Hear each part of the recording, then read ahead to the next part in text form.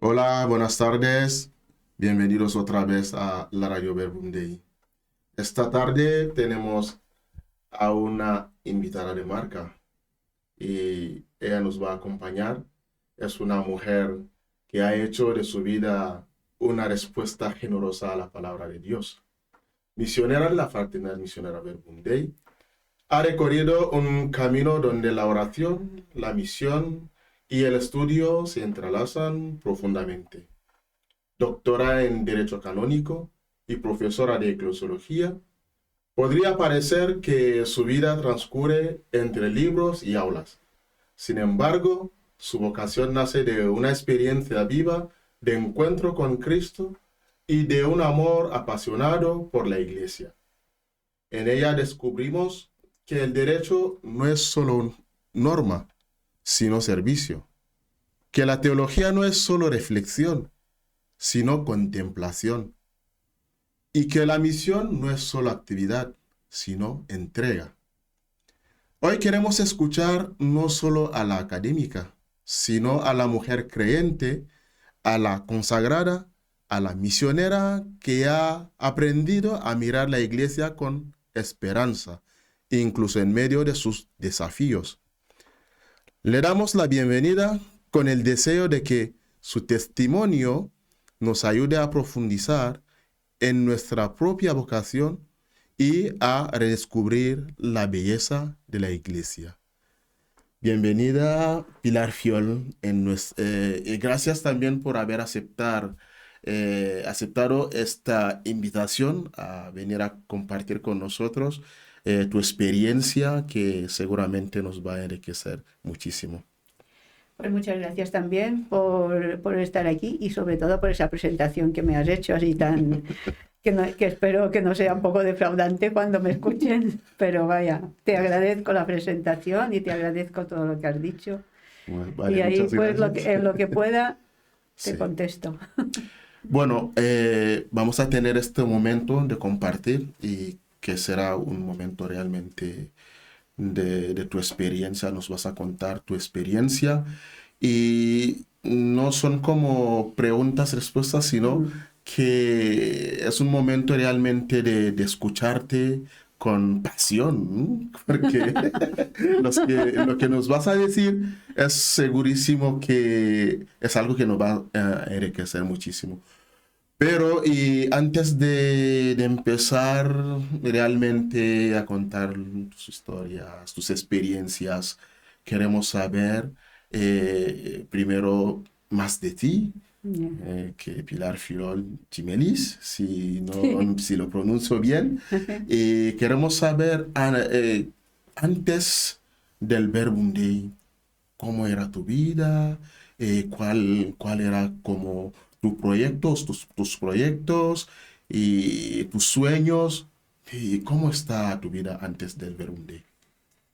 Pues mira, antes del Verbum Dei, pues yo, no hay mucho antes del Verbum Dei, porque yo entré, bueno, tenía, el día que cumplía 22 años entré en el Verbum Dei y antes ya lo había conocido. Entonces, ¿cómo era mi vida? Pues yo creo que mis sueños y mis ilusiones eran los de Laura, una chica normal y corriente de aquella época, porque pues tener una familia, ser una buena cristiana, así un poco. Y bueno, y tenía yo también mi trabajo ya, trabajaba en un banco, pues que estaba como más o menos situada. Soy de Mallorca, una isla pequeñita del Mediterráneo, pero una isla muy bonita. Esto lo confirmo porque yo estando en Camerún, cuando se habla de Mallorca, sí que, bueno, como he estudiado turismo y es una de destinación turística muy conocida en el mundo. Sí, sí, bueno, y queremos saber también, ¿hay algo concreto que para ti ha sido como el fundamento de lo que te lleva en la vida consagrada? Pues sí, o sea, ¿qué ha habido de concreto? Pues yo creo que lo primero, una experiencia de Dios fuerte en mi vida. Sí, puede ser una experiencia, un acontecimiento que pasó y que desde allí sientes que sí, sí que Dios me está llamando a consagrar mi vida. Pues mira, yo no vivía fuera de la iglesia, fuera de la vida de fe, pero había tenido como pequeñas pinceladas. Y hubo un momento, a partir de una convivencia que hice en Santa Lucía, que es un lugar muy conocido por el Verbum Dei, que es ahí donde se inició prácticamente el Verbum Dei, en una convivencia, pues tuve una experiencia de que Dios me quiere, así de claro. Entonces, pero fue muy original, porque yo salí de la convivencia así como más o menos tranquilita y tal, y solamente decía, Señor, que no se acabe, ¿no? Que no se acabe esto, que tiene que ser. Y después, como, bueno, yo era muy joven, tenía 18 años, entonces, regresando del santuario, en el tren, pues había mucha gente, y quedé un poco lejos de mis amigas, y ahí tuve como una experiencia muy fuerte de Dios que me ama a mí. Y a partir de ese momento, pues mi vida cambió. Antes sí, que no se vaya, que tal y cual, pero a partir de ese momento sí que ya hubo algo más firme. Entonces ya a partir de entonces pues ya tuve una relación como más fluida con el Verbum Dei, en ese sentido. Muy bien. Y soy un poco curioso. ¿Y cómo encontraste al Verbum Dei? El primer encuentro, ¿cómo ha sido? ¿Era en la universidad? No sé, No, varios. ¿Y cómo conociste al Verbum Dei? pues yo tenía un tío sacerdote que vivía también en Palma como yo. Y este tío sacerdote, pues, y yo sentía como, había empezado a trabajar en el banco, entonces yo sentía como un vacío. Y sentía como, a mí el banco me influyó mucho en mi toma de decisión. ¿Y por qué? Porque a mí, o sea, ver la importancia que se daba al dinero. Yo era una chiquita joven, ¿no? Tenía 18 años, 19. Y ver cómo se trataba ahí al que tenía dinero y que si pedía un préstamo, ahí estaba el préstamo. Y el que venía así, que no tenía, y que era un joven que quería poner una empresita y pedía un pequeñito préstamo, a ese se le mandaba a paseo. Más o menos, estoy ahora, es caricatura, pero un poco era. Y a mí eso me chocó tanto eso, que me sentía como que no me gustaba estar ahí, o sea, no me gustaba. Empecé a tener, y fue así como que me fui a ver a mi tío sacerdote, le conté un poco pues que necesitaba yo, que quería hacer algo en mi vida, que necesitaba algo. Y de esta manera, pues así empezamos. Él, pues como buen sacerdote, enseguida me empezó a decir pues todas las cosas que podía hacer, y entre ellas pues me propuso lo de hacer una convivencia en Santa Lucía, y que conocía al padre Jaime Bonet y que me lo recomendaba, etcétera, etcétera. Y ahí caí yo pues como se cae en esos casos. Muy bien, qué buena experiencia. Pues sí. Sí, vale. Y hay algo que, ya conoces al Verbum Dei, Sí. vienes a la convivencia, tienes una experiencia, pero hay algo particular que te ha marcado, que realmente te ha tocado, que es del carisma Verbum Dei. No te podría decir eso, así de claro, porque estamos hablando de los años, pues, si el Verbum Dei inicia en el 63, pues estamos hablando de 68, 67, por ahí. Yo no te podría decir ahora de qué año estoy hablando, porque para eso soy muy mala. Pero lo que sí puedo decirte que no había tanta claridad del carisma, que todo estaba como muy incipiente. Yo recuerdo cuando dije a mis padres pues que quería entrar en y me decían, pero no, tú vete a un sitio que esté consolidado. No había nada. O sea, bueno, estaba ese grupo, yo digo que conocía al Verbum Dei, pero el nombre ni siquiera sé si se decía Verbum Dei, o sea, convivencias, Jaime Bonet, Verbum Dei, las bonetas o no sé qué, una cosa así. Sí, sí, sí, sí. Entonces, no, lo que a mí me marcó fue un estilo de vida, eso sí que lo puedo decir. Me marcó un estilo de vida, más que decir el carisma esta cosa o la otra, no, un estilo de vida que era muy auténtico, con una austeridad impresionante, que vosotros no habéis visto, por cierto.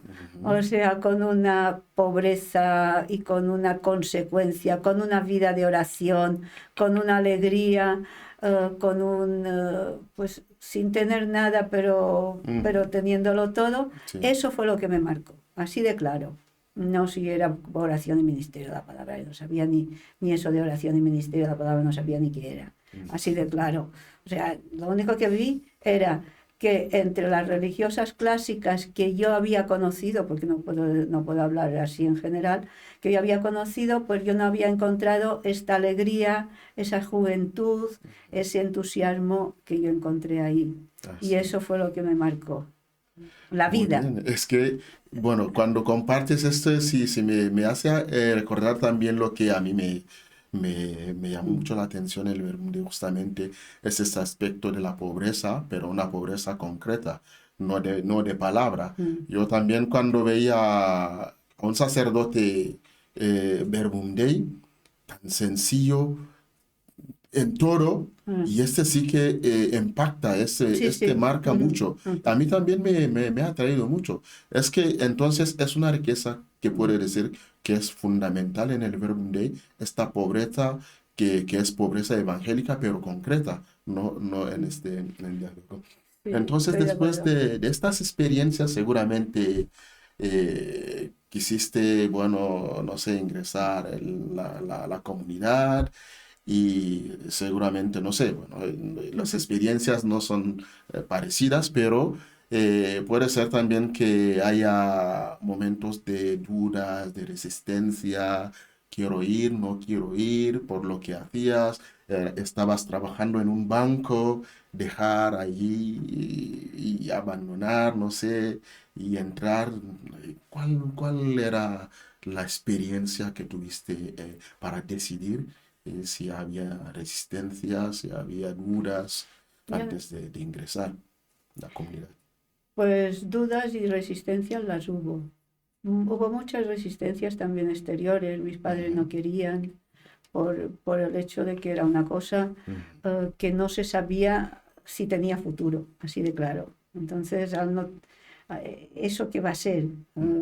¿Ese señor está un poco loco Sí. o qué, no? Entonces había como todas esas cuestiones que yo Ujú, también me las ponía, ¿eh?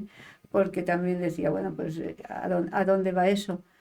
Por otra parte, creo que era demasiado joven para hacerme demasiadas preguntas, así como muy profundas. ujú. Y sí, hubo momentos pues, de duda, hubo momentos, pero siempre, pues a través de la oración, a través del acompañamiento, pues había algo que quedaba. Incluso después de entrar misionera, hubo yo entré misionera en 1968. Justo después, claro, el Verbum Dei y el Concilio Vaticano II son pues concomitantes, como digo yo, ¿no? Después del concilio, pues fue toda la época de la secularización. Había cantidad de salidas de religiosos, de sacerdotes, de todo el mundo. Y yo decía, ¿y yo qué hago aquí? Yo, a ver, me equivoco, ¿quién se equivoca aquí, no? Entonces, eso sí que recuerdo como muy fuerte, ¿no? Todo el mundo sale, ¿y yo qué hago ahí entrando? O sea, pero pienso que eso me forjó, Mm, que eso me forjó, precisamente el sentir, por eso digo que mucha parte me venía de fuera, esa sacudida, ¿te estás equivocando? ¿Hacia dónde vamos? Pues no sé si te he contestado, pero Sí, sí, sí, es que bueno, sí, bueno, en medio de estas dudas, de esta experiencia de, bueno, ¿qué hago aquí? Si voy, si no voy. Y ahí, bueno, ¿cómo lo viviste? ¿Hay una palabra que te haya sostenido para que te quedes en esta decisión de entrar a pesar de todas estas dudas que vivías? mira, más que una palabra, Mm, es una experiencia. mm, ¿Eh? Os digo te digo que la experiencia que me marcó, que para mí es una experiencia fundante totalmente, sí. es esa experiencia del tren en donde me Ajá. sentí amada por Dios, personalmente. Hasta el punto de que recuerdo que cuando pues yo iba poco por la parroquia, más o menos hacía y se me ocurrió ir a la parroquia Mm, y el párroco, a un grupo de jóvenes, pues dice, vamos a tener unas charlas o no sé qué, pues cosas de jóvenes, ¿no? Y entonces dice, ¿y de qué os parece que tenemos que hablar? Y yo salto así, digo, del amor de Dios. Y me dice, pero esto ya se sabe. Me quedé tan fría. ajá, O sea, que eso se sepa. Una cosa es que estudies catequesis mm, y que te digan pues que Dios es amor y todas esas cosas que te dicen. Y otra cosa es que tú tengas la convicción, porque lo has experimentado, de que Dios te ama a ti personalmente. Y mm. eso es lo que no me ha abandonado desde el principio. Después, claro que habrá palabras de Dios así como más o menos, pero para mí fue eso, más que decir una... Ni sé si yo tenía mucha, ¿cómo se llama? Mucha familiaridad con la Biblia en aquel momento. Mm. No la tenía, creo, tampoco. Sí, bueno, y una cosa que no he dicho al inicio de la presentación es que formas parte de las primeras misioneras, una primera generación más bien, y has tenido realmente una relación también, bueno, has conocido al fundador, que es Jaime Bonet Bonet, Sí. del Verbum Dei, más cercano, y que, En bueno, todas sus facetas le he conocido. nosotros los jóvenes ahora no tuvimos esta suerte, no esta gracia de poder ver al fundador. Y yo lo que quería preguntar es, tu encuentro con Jaime seguramente ha dejado algo en ti. ¿Y Seguro. nos puedes decir cuál era la experiencia que tuviste de Jaime? Ahora hablamos del fundador porque, bueno, estamos preparando el centenario de De su su nacimiento. nacimiento, entonces es una gran fiesta Ujú. en todo el Verbum Dei, así que está bien también compartir una experiencia que te ha marcado del fundador. Pues a mí lo que me marcó y lo que me continuó todo el tiempo, ¿eh? Es, por una parte, yo diría, su oración, su vida de oración y su coherencia. No me voy tanto y eso que era un hombre, un apóstol o sea, de todos los días, ¿no? O sea, de no parar.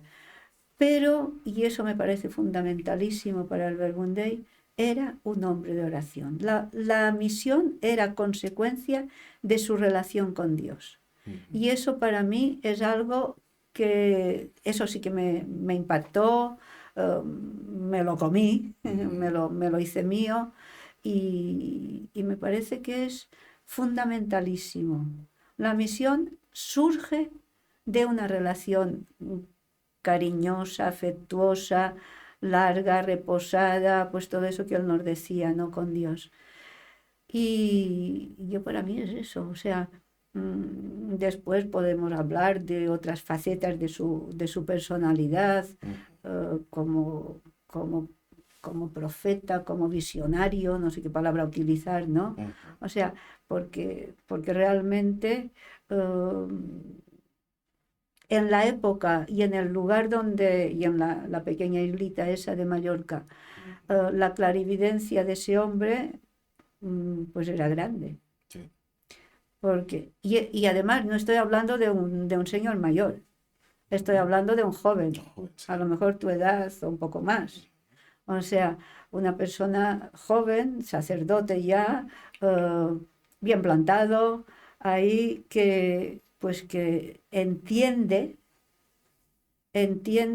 que, pues que todos, o sea, que se encuentra con una iglesia un poco adormecida, la iglesia anterior al concilio, una iglesia que muy sacral, muy de sacramentos y poco viva, o sea, y que frente a eso él marque una vivencia de la oración y de la fe desde la positividad, desde el amor, desde la fraternidad, el que todos desde el bautismo, y eso era una novedad, desde el bautismo todos estamos llamados a evangelizar, cada uno con sus cualidades, con sus posibilidades, el que se abriera a que la mujer en las convivencias empezamos y después pudiera dar la palabra, el que se abriera a que los matrimonios, eso ya era laico, porque si hablar de pues misioneras que todavía no estaban consagrados o si lo estaban, pero no, o sea, no, algo que en su contexto era algo del sacerdote, en el contexto en el que él estaba. Sí. Había empezado algo por parte de los laicos a través de los cursillos de cristiandad. Y él fue de los que estuvo colaborando con los cursillos de cristiandad cuando él era seminarista. Entonces había algo, ahí había un nudo, ¿no? Él había visto, porque nadie sale, o sea, no es una dominación del Espíritu Santo ahí como fuera de lugar. Había algo en el ambiente y él lo supo acoger y lo supo plasmar. Y luego también fue muy bonito como él, pues acogiendo eso que le venía de la realidad, que le venían pues jóvenes que querían consagrarse, que le venían sacerdotes que querían vivir su estilo de vida. Y ya no era por la predicación, era por la vida. Y eso yo lo recalcaría mucho. O sea, era la vida lo que marcaba. No era el que predicar, porque él siempre dice, pero los sacerdotes, ellos predican. O sea, no es eso la novedad que nosotros decimos. La novedad es que predicamos. Bueno, pues hasta cierto punto, porque ahora ya tampoco es tanta novedad, pero que acogiera la novedad de una vida nueva, una novedad en la predicación, una novedad en la predicación de mujeres, en la predicación de laicos, el matrimonio, pues ahora acaba de morir Pepe Guasp, Pepe Guasp y Margarita, pues que empezaron ahí, nosotros también queremos. Es que puedo impedir que un matrimonio predique, es que puedo impedir que un matrimonio evangelice, es que puedo impedir, o sea, ¿cómo decir? Pues arriesgarse para mí. Por eso digo, pero eso, yo continúo diciendo, eso porque había una relación con Dios, una oración, que fue lo que a mí me contagió y que después daba un estilo de vida. Y en ese estilo de vida estaba incluida la predicación. Sí. Sí, y es como estás diciendo, ¿no? Y nosotros también conocemos que era un hombre orante, pero además de ello, es también un hombre predicador, porque nos cuentan que cuando predica, nadie se aburría, se le escuchaban, se le encantaban, Sí, hacía reír a todo el se hacía mundo. reír. Y cuando después de la risa. Sí, entonces seguramente tú has escuchado también muchísimos de sus predicaciones, de sus momentos. Entonces, y la pregunta es, ¿cuál podría ser la palabra que se te queda grabada en el corazón, que es propia del fundador Jaime, o que sea una enseñanza de él que te ha quedado marcado en tu vida hasta ahora? Yo creo que, no sé, a ver, podría decir muchas cosas, pero me pillas así de sorpresa y tampoco sé muy bien lo que tengo que decir. Pero yo quizás sería una expresión que tenía él de la radicalidad evangélica. Hay algo, hablando incluso el tema de la radicalidad, que es el tema de la consagración. Es decir, yo me doy cuenta que para él lo fundamental era la vida. Para él lo fundamental era la vida. Y la vida según el estilo de Jesús. Y eso llevaba a un inconformismo, a un siempre buscar más. Y el tema de la radicalidad evangélica a mí me quedó mucho, porque es consagración como célibes, consagración como matrimonios, consagración en la vida, pues en la vida laical, ahí donde uno se encuentra, pero siempre, a ver, ¿cómo explicarlo para que no sea siempre ese más? O sea, no conformarnos con la mediocridad, diría yo, porque se nos hace muy fácil conformarnos con la mediocridad en la vida, ¿no? Entonces eso, ¿no? El no conformarte, el no conformarte. Y él hablaba de radicalidad, habla de radicalidad afín, una palabra, una expresión que no creo que la hayamos entendido todavía del todo. O sea, cuando habla de radicalidad afín es cómo puede vivir la radicalidad, cuál es la radicalidad de un misionero sacerdote, cuál es la radicalidad de una misionera consagrada, cuál es la radicalidad de un matrimonio, cuál es la radicalidad de un laico que puede ser viudo, que puede ser... Es decir, esa radicalidad afín, que no quiere decir que tenga que ser igual, porque todos tenemos sensibilidades y maneras de expresar esa, y vocaciones también, ¿no? Pero ese que, como ese ir a más, o sea, como no conformarnos. Yo creo que es una de las cosas que a mí sí me marcó muy fuerte, yo creo que la que más. Sí, ahora voy a subrayar esta palabra que es radicalidad. Afín. Sí, al final es Ah, esta palabra que te quedó grabada mm, en tu corazón. Muy bien, y ahora vamos a tocar un poco el aspecto intelectual de tu vida intelectual. Tú eres una mujer que ha estudiado el derecho canónico sí, y sabemos que en aquel momento que estudiaste no estaba tan abierto a las mujeres estudiar, hasta estudiar el derecho canónico, porque incluso estudiar la teología no estaba tan no, abierta tampoco. a las mujeres. Entonces, pero tú sí que te has atrevido, has estudiado hasta hacer una tesis en derecho canónico, que es realmente asombroso. Pero la pregunta es, ¿cómo nació o surgió en tu corazón el deseo de estudiar el derecho canónico en aquel momento, sabiendo que no era tan fácil para una mujer estudiar ¿Eh? ni siquiera la teología en este momento? Y había estudiado yo la teología, porque la teología la empezamos a estudiar nosotras las misioneras y fuimos de las primeras efectivamente que estábamos en las facultades de teología con los ¿Ves? varones y no había, estabas ahí codo a codo y había anécdotas simpáticas, ¿no?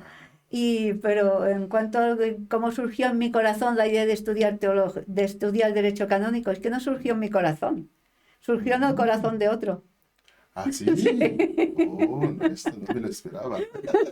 Esto fue una idea de Jaime, no Ah, fue una ya. idea mía, en principio. Yo, pues, de veras que no me disgustaba el derecho, porque en mi familia tengo personas que eran de derecho, ¿no? Sí. Pero yo como misionera pensaba en otras cosas que no fuera el derecho, o sea, pensaba en otras cosas más activas, más que me parecían a mí. Yo también tenía mis reticencias con el derecho. Pero ocurrió que Jaime Bonet, Ujú. que era una persona que cuando se metía una cosa en la cabeza se le solía, no se le salía así como tan fácilmente. Pues un día me dice, pues tú tendrías que ir a estudiar derecho canónico. Y a mí mi primera reacción no fue tan sí, ay, sí, qué bien, qué alegría, no. Derecho canónico, no, pero es que yo moral o escritura, una cosa, no, porque tú puedes hacer derecho canónico y necesitamos que alguien haga derecho canónico. Y en aquel momento no había absolutamente nadie, absolutamente, que tuviera derecho canónico. Entonces yo pienso que Jaime, y de hecho fue lo que pasó, que Jaime pues pensó en mí para ayudarle para todo el tema de la aprobación del reconocimiento institucional del carisma Verbum Dei. Pero claro, eso ni yo lo tenía porque en mi cabeza, ni sabía lo que tenía yo en la cabeza Jaime. Entonces, pues así surgió. Entonces no fue en mi corazón, fue en otro corazón. Después estaba el tema de la obediencia de por medio, pero no una obediencia, a ver, no sé cómo decir, no fue una obediencia, o sea, de esas que te parten por la mitad, no, fue una cosa que la reflexioné, la oré y digo, bueno, totalmente a lo mismo, voy a intentarlo. Pero cuando lo intenté, ya me fui a la facultad y al decano le dije, lo primero que le dije es, yo no sé si sirvo para esas cosas, ¿eh? Entonces, como no sé si sirvo, usted me dice, y si no me voy otra vez para mi casa, bueno, para mi casa no, para la comunidad y hacemos otra cosa, ¿no? Y sé que, bueno, y él, bueno, me animó y ahí estoy. O sea, Sí, y bueno, ya que este proyecto no venía de ti, venía del fundador, y tú por la obediencia, por los votos de obediencia, has obedecido y has estudiado el derecho. Ahora me surge una pregunta, ¿y cómo lo viviste? Ya que, bueno, no era tanto el proyecto que venía de ti, porque sabemos que cuando es una cosa que viene de ti, sí que lo vives con más alegría, e incluso la formación te sale más un poco fácil y no sé cómo lo viviste y también encontrarse en medio de los varones y te preguntas, ¿y qué hago aquí? No sé. ¿Y qué tal fue la experiencia esa? no, la experiencia fue muy buena después, o sea, porque yo pienso que cuando haces algo que en principio no te ha venido a ti a la cabeza, y lo asumes por obediencia, no es que lo asumas externamente, sino que acoges aquello y al acogerlo parece que, o sea, y al acogerlo lo haces tuyo. Entonces esto me parece fundamental. Si yo no lo hago mío, lo voy a estar a regañadientes. Pero si lo hago mío, incluso puedo disfrutar, Sí. ¿eh? Entonces esto fue lo que pasó. Por otra parte, fue cuando me metí a estudiar, tengo que decir la verdad, porque cuando había hecho la teología, como veía que la mayoría de compañeros míos que estudiaban, pues más bien se salían, pues yo decía, pues me parece que no me conviene estudiar. Entonces estudiaba para 5 o 6 para sacar la materia y después dije, no, si ya tengo que hacer unos estudios de verdad, pues ahora ya me parece que se acabó el hacer un poco el tonto, ¿no? Entonces, a partir de ese momento, sí, así me puse a trabajar y, y bueno, hubo cosas que no me gustaron tanto. De todas maneras, mi visión, mi forma para mí me fue muy bien después el trabajar con todo el tema de las constituciones Verbum Dei, porque como yo he vivido el derecho canónico, ha sido como un derecho canónico muy creativo. No una aplicación de leyes, que también, o sea, Sí, que también. no la quito, ¿no? Sí. Pero más que aplicar leyes, yo lo que me dediqué, o sea, lo que fue para mí el derecho canónico fue abrir puertas y abrir ventanas. Porque claro, después ya cuando me fui con mi licencia de Derecho, porque todavía no había hecho el doctorado, con mi licencia de Derecho me voy ah, regreso a España y Jaime me dice, bueno, ahora, porque empecé a hacer, bueno, esto no lo sabéis vosotros, pero hice Derecho Canónico en la época, estudié todavía con el código anterior, con el código de 1917. El código del 83 todavía no existía. Estaban los esquemas que llamaban y esto, entonces era un poco liado estudiar en ese momento porque tenías el código que todavía, que ya había muchos documentos que habían salido después del concilio que invalidaban partes del código, después los esquemas, nada, era un poco liado. Pero aparte de eso, pues cuando llego con mi licencia de trabajo del brazo, y digo, ahora sí, ahora me voy, ahora ya es el momento de que me dejen marchar.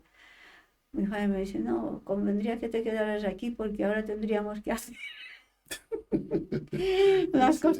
se acaba de aprobar el Código de Derecho Canónico, y el del 83, dice, ahora nos hemos de poner a hacer las constituciones y tal.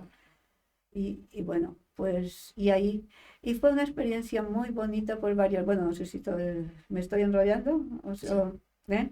No sé. ¿Eh? Entonces, fue una experiencia muy bonita por varias cosas. Primero, porque, bueno, me encontré otra vez sola con, con una mesa y yo que quería ir de misión ahí y tal. Y viví una experiencia de comunión muy bonita por dentro, ¿no? O sea, yo sentía que de alguna manera lo que yo estaba haciendo, pues favorecía y posibilitaba que otros hicieran, pues que otros hicieran la misión, porque estaba yo trabajando ahí, ¿no? Y luego al otro nivel más práctico, Sí, diría, sí. aunque no es una vivencia. Sí. A ese otro nivel también fue muy bonito porque, claro, pues nos encontramos que el Código de Derecho Canónico no lo decía todo y que una comunidad eclesial con tres ramas y con todo, pues con toda la familia y todo eso no estaba contemplado tal cual en el código. Y ahí empezó todo un trabajo muy bonito con la Santa Sede, con Jaime, con algunas personas así como más. mm, y ahí con la Santa Sede. Y para mí también fue un trabajo muy, muy bonito el hecho de que el estar haciendo ese trabajo, eso fue mi auténtica tesis en realidad, primero que la tesis. O sea, el estar haciendo ese trabajo codo a codo con la congregación de vida consagrada, pues te dabas cuenta de que Verbundey estaba haciendo un camino en la iglesia, pero la iglesia estaba haciendo un camino con nosotros, que no es solamente que la iglesia, o sea, que tú haces camino en la iglesia porque queríamos estar en la iglesia, no íbamos a quedarnos fuera de la iglesia, pero además sentías que la iglesia hacía camino contigo y que la iglesia, o sea, que estabas ayudando a que la iglesia caminara y avanzara. Y eso para mí fue una de las experiencias más bonitas que tengo en mi vida. En ese sentido, sí. Sí, sí, Hasta llegar pues a la aprobación que tenemos ahora, sí. que tardó Y, años. sí, y después has empezado a impartir clases de eclesiología. Y eres, se te lo digo hoy, eres una de esas profesoras más queridas, uno de los profesores queridos del instituto que da esa materia, eclesiología. Entonces, y sí que, porque bueno, Mm. como decíamos, nosotros los alumnos decimos que los das muy bien y lo dominas perfectamente. Gracias, gracias, gracias. Entonces, lo que quiero preguntar es, ¿cuál es el lugar de la eclesiología hoy en la vida de un cristiano? ¿Cómo un cristiano lo puede entender Mm. para que le pueda ayudar también a vivir su vida de fe cristiana hoy en día? El cristiano está en la iglesia ya de por sí. Sí, O sea, por el bautismo ya entramos en la iglesia, ¿no? sí. Pero la iglesia la tenemos como muy, como una especie de aparato institucional que está ahí yo vivo mi fe un poco aparte, ¿no? Quizás eso es, esa dicotomía es lo más delicado y lo más peligroso. Pues yo creo que en ese sentido la visión de Jaime, de que todos, y que la visión del Concilio Vaticano II, que no es que, no es que Jaime fuera un visionario, yo lo continúo repitiendo para que esa visión de que desde el bautismo, pues todos tenemos una misión, todos participamos en la misión de Cristo, sacerdote, profeta y rey, todos somos, es decir, descubrir. Y yo creo que se puede hacer, ¿no? O sea, descubrir a partir del bautismo en qué consiste la consagración bautismal y a partir de ahí, pues descubrir pues, que la misión de la Iglesia no es una entelequia, una cosa rara, sino que es una, pues, es de todos. O sea, y creo que por ahí, y claro que después está todo el tema de la jerarquía, pero cuando hablamos de Iglesia, tenemos como la tentación de decir jerarquía. Y, y en realidad lo que es la iglesia es una comunión, es una comunidad de fieles. Decimos diócesis. No, ¿qué es la diócesis? Una comunidad. Entonces, si partimos como mucho más cogiendo desde el mismo evangelio lo que hacían los discípulos, lo que hacían los apóstoles, pues te das cuenta que la iglesia no es una institución fría. Claro que después hay mucho de institución y esa institución a veces daña y a veces tiene, pues, y además con ese temperamento que tenemos hoy tan, pues que nos cuesta aceptar lo que nos viene de fuera, pero es una comunión. Sí, también los cristianos, sobre todo los laicos, hoy en día no se siente mucho como si estaban implicados en la iglesia. Sin embargo, todos, lo que sea los consagrados, los laicos, todos tenemos una misión Ujú. que desde el bautismo, como dices, que nos confiere esta misión. Pero hoy no vemos a muchos laicos implicados en la iglesia. ¿Y qué podrías decir sobre esta realidad que está viviendo la iglesia? ¿O cuál es la llamada que diriges hacia los laicos para que Sí. se sientan más implicados en la gestión, en la jerarquía de la iglesia? Pues yo diría conocer a Cristo. O sea, no diría conocer a la iglesia, sí, o Ujú, sea, sería conocer a Cristo. Conocer a Cristo y conociendo a Cristo yo me implico. O sea, si yo conozco a Cristo, yo quiero seguirle. Y si yo quiero seguir a Cristo, entonces me doy cuenta que seguir a Cristo no es un... Porque claro, hay visiones a lo mejor de ciertas religiones que son muy individualistas. Pero es que el cristianismo es comunitario, es fraterno. Una de las cosas que en el Verbum Dei, pues de esto, pues Jaime pues decía mucho, porque yo me he metido en la parte espiritual, pero esto es lo de formar una fraternidad universal. Pues tú eres de Camerún, yo soy española, pues el otro es de Filipinas, de Hong Kong o de donde sea, pero todos formamos una misma comunión, una misma fraternidad y estamos llamados a entendernos, a amarnos, a, a valorarnos. Entonces, yo creo que si miramos la iglesia desde ahí, y nos damos cuenta pues de las necesidades de nuestro mundo, que ahí también tenemos hay muchísimo dolor ahora mismo con todo el tema de las guerras. Acaba de, de empezar esta invasión de Irán que no sabemos cómo va a terminar. Entonces, claro, tú dices, como cristianos, el mundo nos importa, los demás nos importan.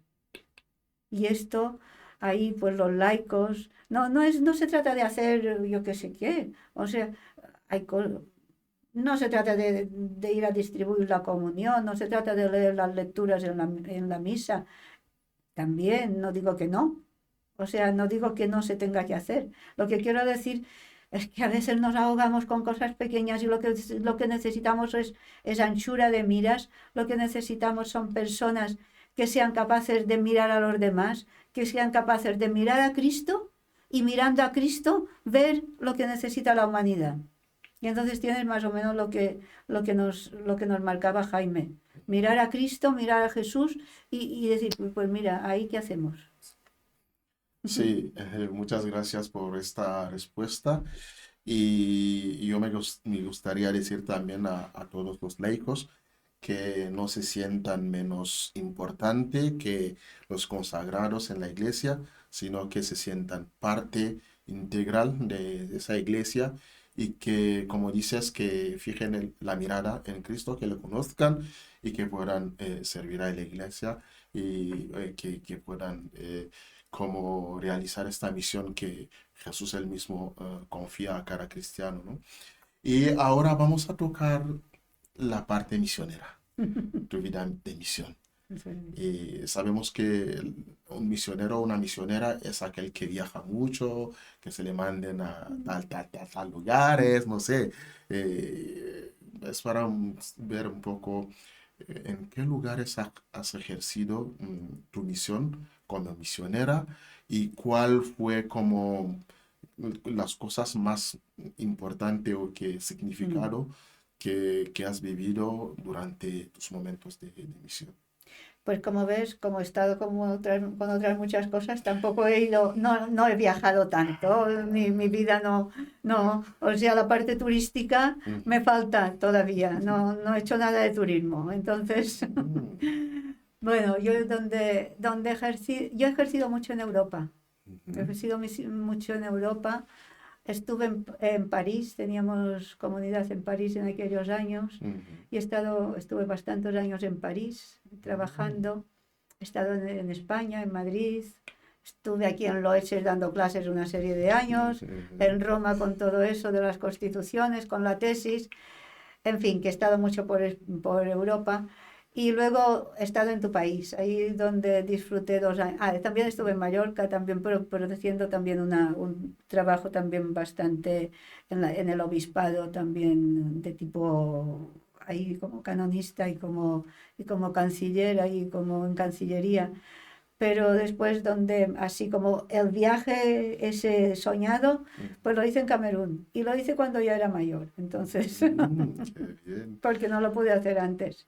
Pues, Y es- disfruté en tu país. Sí, ajá, sí. sí, sí, sí, escuché, porque la primera vez que llegué en la comunidad en la Trinidad, escuché justamente hablar de Pilar, pero lo que tenía en mi cabeza era como conocía a Pilar Sue antes, y yo decía, podría ser Pilar Sue, pero bueno, y luego después me dijeron, no, no, no, cuando vi la foto, que sí, Sí, qué era bueno. blanca. Sí, sí, sí, por eso, porque había niños también del barrio que hablaban, pero muy bien de ti, ¿Ah, que sí? era Ah, una buena misionera. ¿Y dónde está ahora? Sí, cuando yo volví ahí a Camerún, me preguntaban, pero ¿has visto a Pilar, esta misionera que nos ayudaba, que nos quería? Es que bueno, Pero son esas cosas, ¿no? Pero, y es que, ahí es que yo, sois muy agradecidos. por eso. Soy muy agradecidos y Sí, es sí. por eso. Entonces, Entonces, de cualquier cosa, ah, hacen pero gracias porque sí, eso es una decimos forma de yo. dar gracias a Camerún Sí, por lo agradecidos que sois y por todo lo que me aportasteis. sí. Entonces vamos, bueno, como ya terminando este diálogo, pero lo que yo quería preguntar es que en lugares que has estado, en los Ujú. lugares que has estado, seguramente has guardado algo, sí, así como que te ha marcado mucho de la gente con quien has compartido. Sí. Entonces, nos podías en unas palabras decirnos lo que has guardado de las personas que has encontrado durante esta misión que Dios te confió. Bueno, pues muchas cosas, pero quizás para decir algo así, quizás por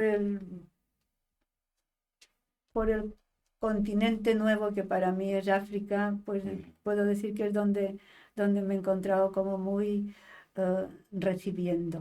recibiendo de la gente, eh, vuestra alegría, mm, vuestra, vuestra alegría, vuestro sentido de trascendencia, ¿eh? Que a lo mejor pues no era cristiano necesariamente, pero sí hay un sentido de Dios muy fuerte en vuestra cultura, porque a veces ni siquiera es cristiano, pero sí, está, claro. está. Entonces es un terreno abonado para sembrar, ¿no? Mm, Entonces, después también la esperanza, esa capacidad de empezar otra vez, una y otra vez, que en el fondo es lo más humano que hay, porque es algo que cuando se pierde perdemos lo más profundo de nosotros mismos, ¿no? sí, Y eso pues yo lo he encontrado y también eso me ha marcado muy fuerte.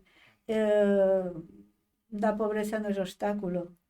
Vamos a salir adelante. Y ahora me venía por contraste, porque también estuve un tiempo en Venezuela y en la época también, hace poco tiempo, en la época de Maduro, y, y a mí me marcó muy fuerte también el ver como un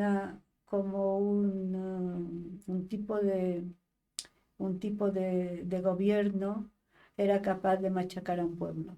mm, Y eso yo no lo vi en Camerún, ni lo vi en Costa de Marfil.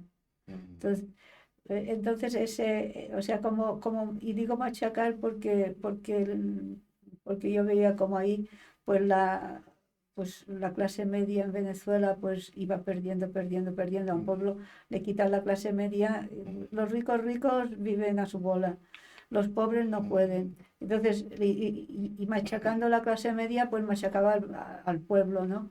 Bueno, es que podría explicar muchas cosas, pero no es el momento. sí, Y por contraste, o sea, yo lo contrastaba con lo que había vivido en Camerún, ¿no? mm, Y con lo que había visto en los países de África, en algunos que estuve. Y es esa esperanza, ese ir para adelante siempre. sí.